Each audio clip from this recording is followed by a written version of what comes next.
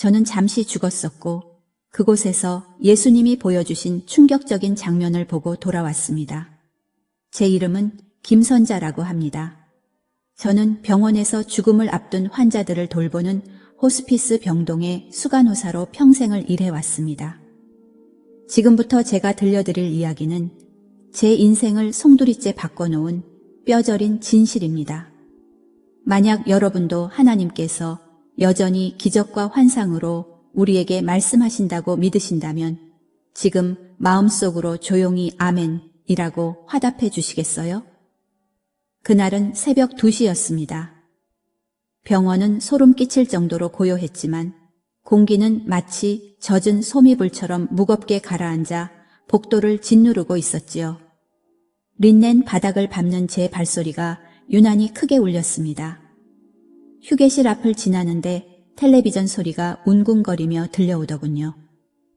뉴스 앵커는 경제가 무너지고 있다는 소식과 흉흉한 세상 이야기를 쏟아내고 있었지만 제 귀에는 그저 소음일 뿐이었습니다. 마음이 너무 심란해서 저는 평안을 찾고 싶어 3045로 발걸음을 옮겼습니다. 그곳에는 박 권사님이 계셨거든요. 세상이 너무 시끄럽고 어지러울 때면 저는 몰래 권사님 방에 들어가 그분 곁에 가만히 앉아있곤 했습니다. 권사님은 이 병동 전체를 통틀어 매일 밤 눈물로 기도하시는 유일한 분이셨습니다. 제게 권사님은 우리가 잃어버리고 있는 그 옛날의 순수한 믿음을 간직한 마지막 세대처럼 보였습니다. 그때는 몰랐습니다.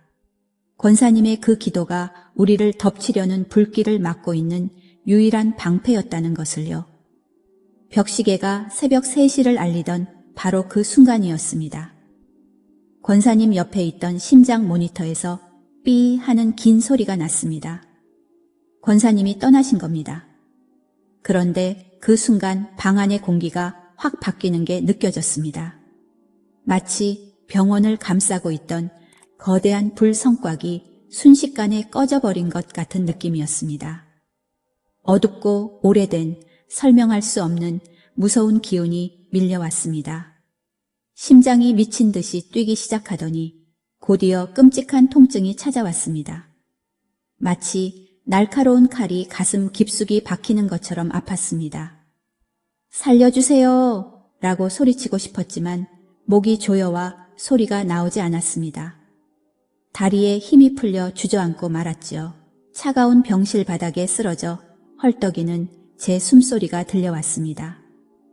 모든 것이 빙글빙글 돌기 시작했습니다. 방 안의 공기가 다 빠져나가는 것 같았습니다.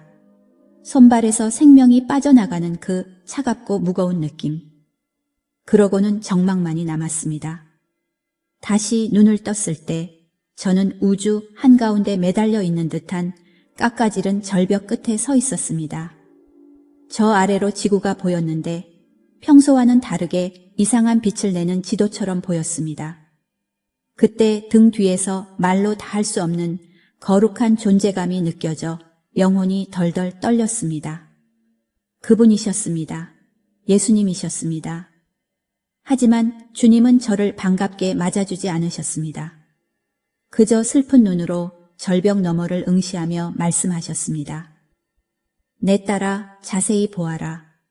추수할 때가 되었으나 추수하는 자들이 잔인하구나. 주님의 시선을 따라 아래를 내려다보니 지구가 변하기 시작했습니다. 바다와 땅은 사라지고 어둠 속으로 끝없이 펼쳐진 거대한 밀밭이 나타났습니다. 겉으로 보기에 그 밭은 정말 장관이었습니다. 지푸른 물결이 바람에 넘실대는 모습이 너무나 아름다웠지요. 멀리서 보면 다들 성공하고 풍요롭게 잘 사는 것처럼 보였습니다. 하지만 주님께서 잠시 제 눈을 가렸다가 다시 뜨게 하셨을 때 저는 영적인 실체를 보고야 말았습니다. 그 푸른 빛은 얇은 껍데기에 불과했습니다. 표면 아래를 보니 수백만 마리의 보이지 않는 메뚜기 떼가 줄기를 뒤덮고 있었습니다. 작고 새카만 겉들이 끈질기게 달라붙어 밀의 뿌리를 갉아먹고 있었습니다. 밑바닥에서부터 생명을 다 파먹어 들어가는 모습에 저는 소름이 돋았습니다. 주님은 나지막이 말씀하셨습니다. 이 메뚜기들은 세상의 생각과 영들이라고요. 물질 만능주의, 교만의 독, 그리고 영혼을 마비시키는 현대의 기술 중독 같은 것들이었습니다. 사람들은 세상에서 자신이 성공하고 잘 자라고 있다고 생각하며 돌아다니지만 영적으로는 보이지 않는 것들에게 산채로 뜯어먹히고 있었습니다. 겉모습은 멀쩡한 초록색 줄기였지만 뿌리는 이미 잘려나가고 있었습니다. 정말 무서운 속임수였습니다. 이 시대의 탐욕이 기생충처럼 달라붙어 사람들의 영적인 피를 다 빨아먹고 결국에는 텅 빈 껍데기만 남겨놓고 있는 참혹한 광경이었습니다. 그 끔찍한 광경에 넋을 잃고 있는데 주님께서 손을 옮겨 밭의 가장자리, 저 험한 벼랑 끝과 먼지 풀풀 날리는 길가를 가리키셨습니다. 그곳에는 아주 적은 수의 밀들이 자라고 있었습니다. 비옥하고 화려한 밭 한가운데와는 너무나 딴판이었죠. 비쩍 마르고 가뭄에 타들어가 먼지를 뒤집어 쓴 채 거센 바람을 온몸으로 맞고 있는 초라한 모습이었습니다. 세상 사람들의 눈으로 보면 딱 실패한 인생, 볼품없어 잊혀진 존재들이었습니다. 마치 우리 박 권사님이 병상에서 보여주셨던 그 마지막 모습처럼 너무나 연약하고 힘없어 보였습니다. 하지만 자세히 들여다보다가 저는 깜짝 놀라고 말았습니다. 밭 한가운데 있는 것들은 뿌리가 갉아 먹히고 있었지만 이 비쩍 마른 줄기들의 뿌리는 저 깊은 바위 틈새, 반석 깊숙한 곳까지 뚫고 들어가 단단히 박혀 있는 게 아니겠습니까? 돌과 하나가 된 것처럼 꽉 맞물려 있었습니다. 주님께서는 가슴이 미어지는 듯한 애틋한 눈빛으로 그들을 바라보시며 나지막이 말씀하셨습니다. 이들이 바로 내가 끝까지 지킬 남은 자들이다. 주님의 목소리가 떨렸습니다. 이들은 고통과 환난이 무엇인지 뼛속 깊이 아는 자들이다. 이미 뜨거운 뙤약볕과 목마름을 견뎌냈기에 앞으로 닥칠 폭풍우도 이들을 죽이지 못할 것이다. 이들의 힘은 겉모습에 있는 것이 아니라 그 뿌리가 어디에 붙어 있느냐에 있단다. 그때야 저는 깨달았습니다. 이들이 겪었던 그 모진 시련들이 오히려 그들을 살렸다는 것을요. 세상 의지할 곳이 다 무너졌기에 살기 위해서 필사적으로 반석이신 주님께 뿌리를 내릴 수밖에 없었던 것입니다. 그러고 나서 주님은 다시 밭의 한가운데 가장 키 크고 푸르른 밀들이 빽빽하게 자란 곳으로 제 눈을 돌리게 하셨습니다. 겉보기엔 얼마나 완벽하고 튼튼해 보이던지요. 이들은 가짜다. 주님의 목소리에 무거운 경고가 실렸습니다. 주님께서 가장 탐스럽고 아름답게 생긴 줄기, 하나의 머리 부분을 살짝 건드리셨습니다. 그런데 손가락이 스치자마자 그 튼튼해 보이던 줄기가 와르르 무너져 내리더니 회색 먼지구름이 되어 흩어지는 게 아니겠습니까? 속이 텅 비어 있었습니다. 완전히 쭉정이였습니다. 주님은 영적인 나방과 메뚜기들이 이미 오래전에 속을 다 파먹어 버렸다고 하셨습니다. 겉은 멀쩡해 보였지만 은밀한 죄와 세상과의 타협, 그리고 입으로는 주여 주여 하지만 마음은 이미 떠나버린 껍데기만 남은 결과였습니다. 그때 환상이 바뀌며 낯익은 얼굴들이 스쳐 지나갔습니다. 텔레비전에서 자주 보던 유명한 목사님들, 비싼 양복을 입고 화려한 강단에 서 있던 분들이었습니다. 자선과 영향력으로 칭송받던 부유한 리더들도 보였습니다. 겉으로는 너무나 거룩하고 성공한 주의 종들처럼 보였지요. 하지만 주님이 그 밭을 지나가시자 실체가 드러났습니다. 그들 중 많은 이가 이미 영적으로 죽어 있었습니다. 그저 자기 자신을 위해 세운 텅 빈 기념비 같았습니다. 세상 사람들의 박수갈채와 안락함을 얻기 위해 성령의 능력을 팔아넘긴 사람들. 꼿꼿이 서 있었지만 그 안에는 생명의 진액이 흐르지 않았습니다. 믿음 생활조차 하나의 영이었던 겁니다. 그 텅 빈 껍데기들을 진짜인 줄 알고 따르는 수많은 성도들을 보니 구역질이 날 것 같고 가슴이 철렁했습니다. 그들은 생명의 길로 가는 줄 알았겠지만 실상은 먼지 구덩이로 끌려가고 있었으니까요. 가장 복받은 자처럼 보였던 그들이 사실은 주님의 마음에서 가장 멀리 떨어진 사람들이었습니다. 저는 하늘에서 불이 떨어져서 이 가짜들을 태워버릴 줄 알았습니다. 하지만 주님은 불을 쓰지 않으셨습니다. 대신 그저 조용히 입김을 부셨습니다. 그러자 바람이 불기 시작했습니다. 처음에는 거센 태풍이 아니었습니다. 으스스하고 꾸준하게 부는 찬바람이었습니다. 이 바람은 경제가 무너지고 전염병이 돌고 갑작스런 고난이 닥쳐오는 우리네 삶의 기반을 흔드는 세상의 흔들림을 의미했습니다. 바람이 점점 거세지자 키 크고 속 빈 줄기들이 요란하게 흔들리기 시작했습니다. 뿌리도 없고 속도 비어 있으니 버틸 재간이 없었죠. 뚝뚝 소리를 내며 수천 수만 개가 꺾여 나갔습니다. 그 풍요롭던 밭이 순식간에 납작하게 주저앉았습니다.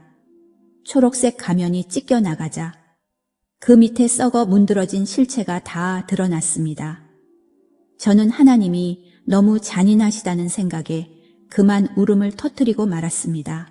주님, 어찌하여 이토록 무서운 바람으로 심판하십니까? 하지만 고개를 들어 주님을 보았을 때 아이고, 주님의 뺨 위로도 뜨거운 눈물이 흐르고 있었습니다. 주님은 피를 토하는 듯한 목소리로 말씀하셨습니다. 내가 이들을 없애려는 게 아니다. 이들이 오래전부터 나를 떠난 것이다. 이들은 내 생수가 아니라 세상의 썩은 물을 택했고 반석이 아니라 세상의 흙을 택했다. 내 딸아, 이 폭풍은 형벌이 아니다. 이것은 그저 진실을 드러내는 도구일 뿐이다. 그저 거기 있는 실체를 보여줄 뿐이야. 바람이 꺾인 줄기들의 먼지를 다 날려보내자 벼랑 끝 바위 틈에 악착같이 붙어있던 작고 상처투성이인 남은 자들만 보였습니다. 그들만이 끝까지 서 있었습니다. 오직 그들만이 남았습니다. 주님은 저를 바라보셨습니다. 저는 비록 육신은 죽은 상태였지만 주님 품 안에서 난생 처음으로 진짜 살아있다는 벅찬 생명력을 느꼈습니다. 주님께서는 제게 몸을 기울이시고 떨고 있는 제 영혼을 어루만지듯 부드러운 목소리로 삶과 죽음에 대한 놀라운 비밀을 말씀해 주셨습니다. 주님은 우리 박 권사님처럼 고난 속에서도 끝까지 믿음을 지킨 분들에게 죽음은 결코 비극이 아니라고 하셨습니다. 그것은 위대한 구조였습니다. 2026년에 이 땅에 닥쳐올 끔찍한 대환난이 시작되기 전에 주님께서 사랑하는 자녀를 미리 안전한 본향으로 데려가신 것이었습니다. 하지만 미지근한 신자들, 즉 교회의 한 발, 세상의 한 발을 걸치고 사는 이들에 대해 말씀하실 때 주님의 표정이 어두워지셨습니다.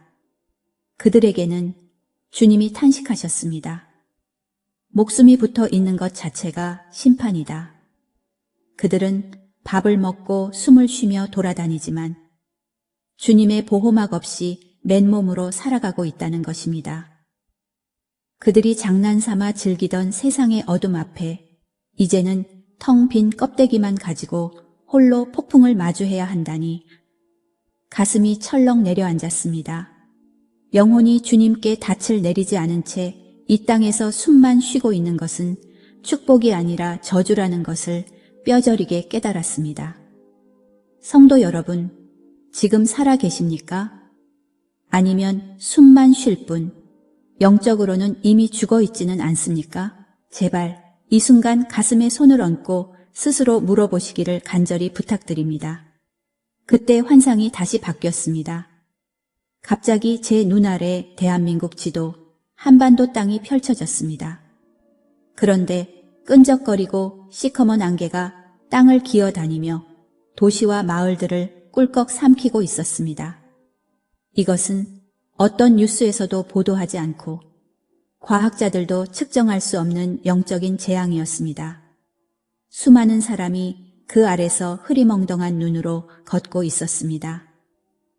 다들 거북목을 한 채 스마트폰 화면만 뚫어져라 쳐다보고 있었는데 그 인공적인 불빛에 비친 얼굴들은 창백하고 텅 비어 보였습니다. 그들은 거짓말을 마치 밥처럼 먹고 있었습니다. 가짜 뉴스와 듣기 좋은 말로 자존심만 세워주는 거짓 가르침들을 닥치는 대로 삼키고 있었지요. 세상은 그들에게 안전하다, 부자 될 거다, 다 구원받았다 라고 속삭이고 있었습니다. 하지만 주님은 그 안개 뒤에 숨겨진 영적 실체를 보여주셨습니다. 그것은 바로 미혹의 영이었습니다. 이 어둠의 안개는 사람들의 영적인 눈을 멀게 하는 초자연적인 눈가리개였습니다. 사람들은 낭떠러지로 걸어가면서도 편안하다고 느끼고 있었습니다. 발밑에 땅이 무너져 내리고 있는데도 시시콜콜한 연예인 이야기나 돈 이야기로 웃고 떠들고 있었습니다.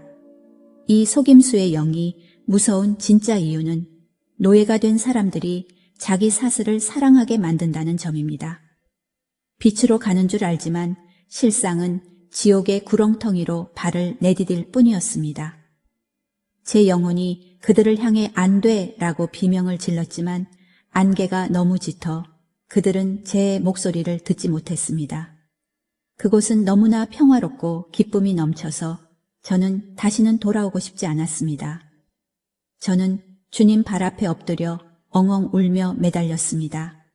주님, 제발 저를 보내지 마세요. 주님, 옷자락 아래서 영원히 살고 싶어요. 저 캄캄하고 안개 낀 세상으로 다시 돌아갈 생각을 하니 끔찍했습니다. 하지만 주님은 단호한 권위로 제 턱을 들어 올리셨습니다. 아니란다, 선자야. 너는 돌아가야 한다. 주님의 눈동자는 거룩한 불꽃처럼 타오르고 계셨습니다. 거역할 수 없는 명령이었습니다. 돌아가서 잠든 자들을 깨워라. 시간이 얼마 남지 않았다고 전해라. 신랑이 올 때가 다 되었다고, 자정이 가까웠다고 소리쳐라. 내 백성들에게 지금 당장 그들의 뿌리가 어디 있는지 확인하라고 전해라. 그 명령은 청은망은 무거운 돌덩이처럼 제 손에 들려졌습니다. 주님의 빛이 희미해지기 시작하자 찢어지는 듯한 아쉬움이 밀려왔습니다. 그 고요와 아름다움 속에 머물고 싶었지만 제게는 완수해야 할 사명이 있었습니다. 깨어나기 싫어하는 세상에 파수꾼으로 저를 다시 보내시는 것이었습니다. 저는 다가올 시련을 견뎌낼 힘을 얻기 위해 천국의 공기를 마지막으로 깊이 들이마셨습니다. 주님께서 마지막으로 제게 다가오셨습니다. 더는 말씀하지 않으셨지만 그 눈빛만으로 모든 것을 알 수 있었습니다.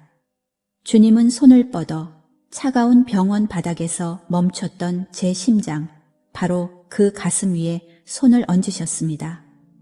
주님의 손바닥이 닿는 순간 날카로운 번개 같은 전기가 제 영혼을 꿰뚫고 지나갔습니다. 그것은 단순한 스파크가 아니었습니다. 천국의 평화를 깨뜨리는 거룩하고 강력한 힘의 폭발이었습니다.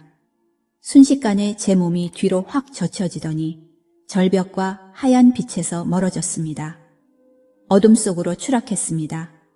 캄캄한 바람의 터널을 통과하며 저는 비명을 질렀습니다.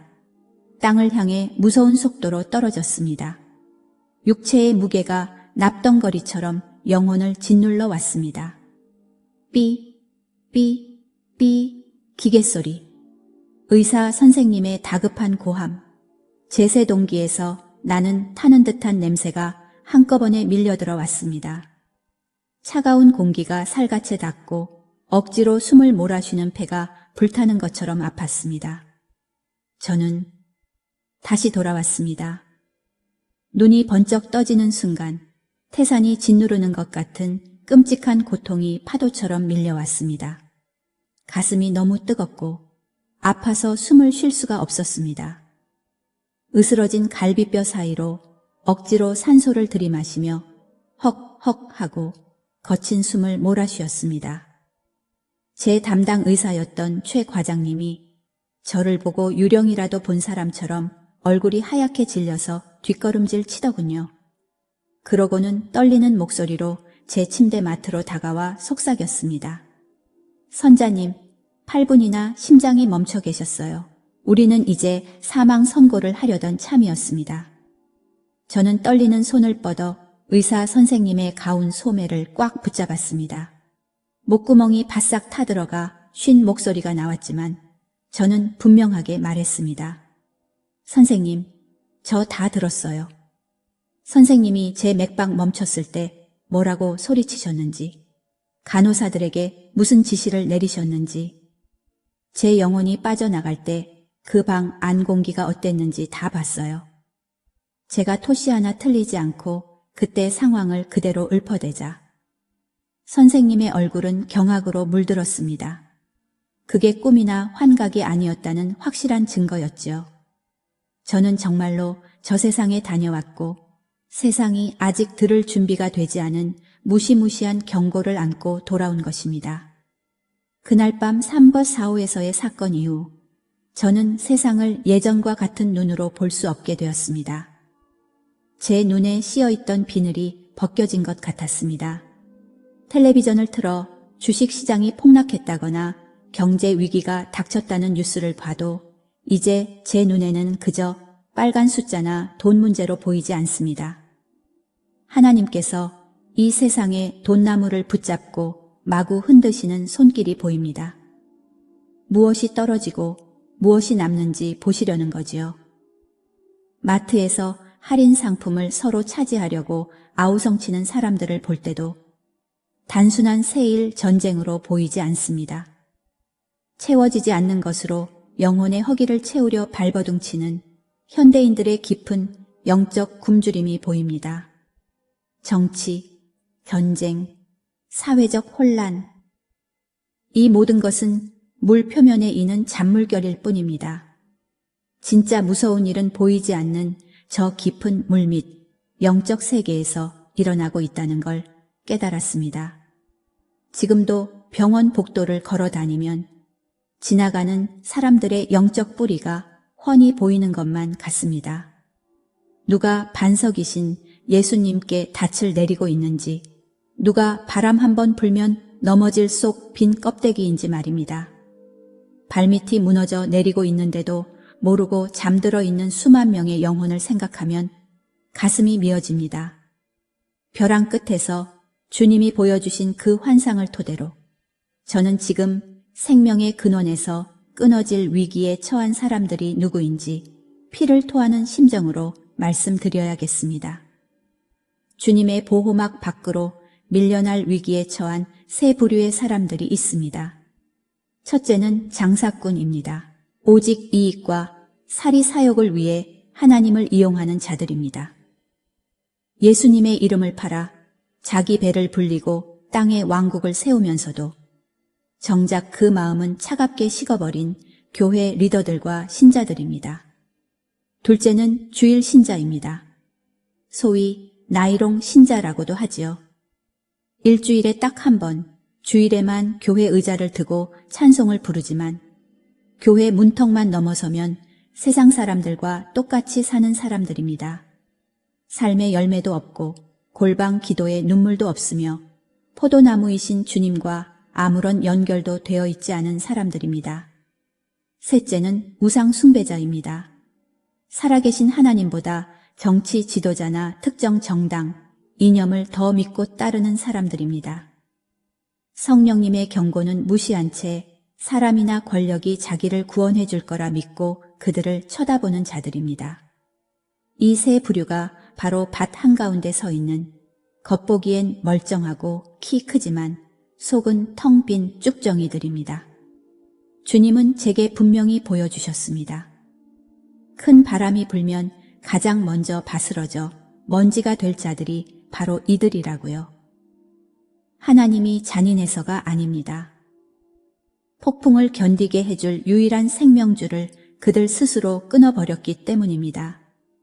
영원한 천국 유산 대신 한순간의 세상 편안함을 택한 대가를 치르게 되는 것입니다. 지금 이 글을 읽으시는 분 중에 가슴 시린 외로움을 느끼고 계신 분이 있습니까? 유별나게 예수 믿는다고 직장 동료들에게 조롱당하고 가족들에게조차 따돌림을 당해 보셨나요? 세상은 미쳐 돌아가는데 나만 혼자 동떨어진 것 같아 서러우신가요? 제 말을 똑똑히 들으세요. 그리고 절대 기죽거나 슬퍼하지 마세요. 그 외로움과 단절감은 사실 당신을 향한 하나님의 놀라운 긍휼입니다. 당신이 바로 벼랑 끝에 위태롭게 서 있던 그 볼품없는 식물, 남은 자이기 때문입니다. 하나님께서 당신을 보호하시려고 일부러 그 화려한 가짜들의 무리에서 끄집어내신 겁니다. 세상 끈을 다 끊어버리고 오직 예수님이라는 반석 깊이 뿌리내리게 하시려고 당신을 고립시키신 겁니다. 태풍이 불어 밭 한가운데가 쑥대밭이 될 때 당신은 살아남을 것입니다. 당신은 세상 시스템에 묶여있지 않으니까요. 당신의 그 외로움은 하나님의 피난처입니다. 주님은 모든 것을 잃은 자들을 도울 힘을 당신에게 기르기 위해 지금 당신을 따로 떼어 훈련하고 계신 겁니다. 당신은 혼자가 아닙니다. 지금 주님의 날개 그늘 아래 가장 안전하게 숨겨져 있다는 사실을 잊지 마세요. 시간은 우리가 생각하는 것보다 훨씬 짧고 알곡과 쭉정이를 가르는 추수는 이미 시작되었습니다. 회개하십시오. 전심으로 주님께 돌아와 당신의 뿌리가 깊이 박혀 있는지 확인해야 합니다. 그렇다면 차가운 콘크리트 바닥처럼 삭막한 이 세상에서 우리는 어떻게 살아남아야 할까요? 영적으로 죽지 않고 살기 위해서는 이 쩍쩍 갈라진 현대 사회의 틈바구니 속에서도 뿌리를 내리는 법을 배워야 합니다. 주님께서 제 마음에 깊이 새겨주신 영적 생존 수칙을 알려드리겠습니다.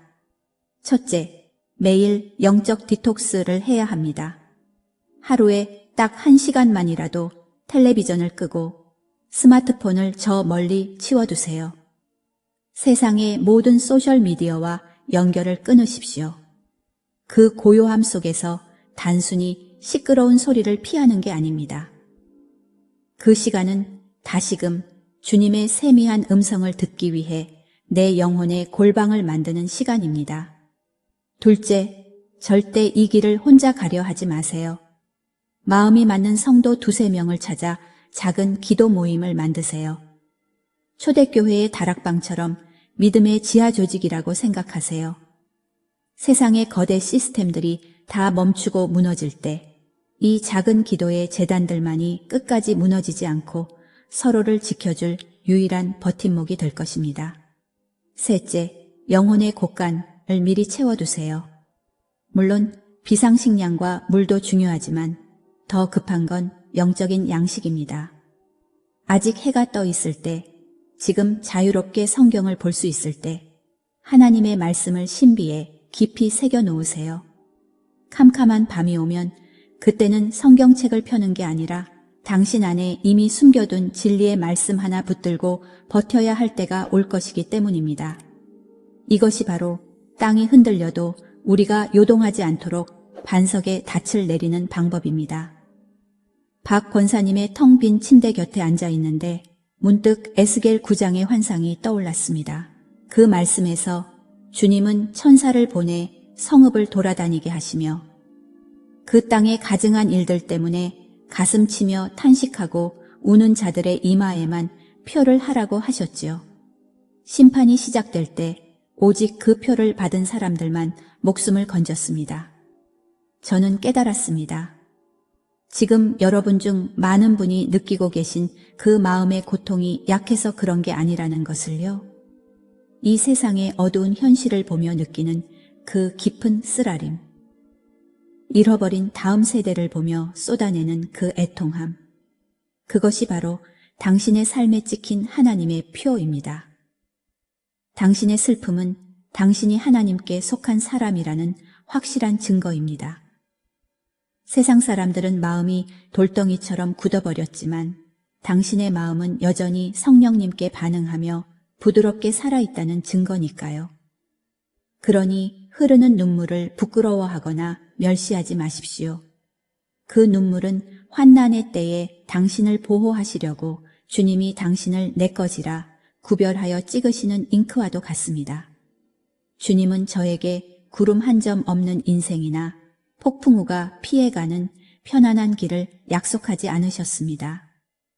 재앙이 우리 집 지붕만 얌전히 넘어가거나 병마가 절대 우리 집 문을 두드리지 않을 것이라고 보장하지도 않으셨습니다.